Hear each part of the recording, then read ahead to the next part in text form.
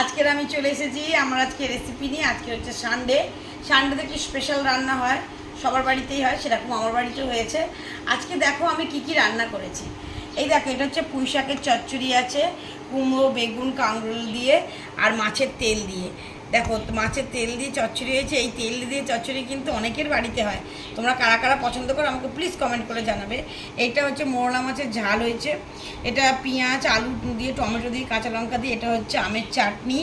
এটা হচ্ছে রায়তা হয়েছে টক দই দিয়ে। আর এটা হচ্ছে মাটন। দেখো মাটনটা, দেখো লাল লাল দেখাচ্ছে, দেখো মাটনটা।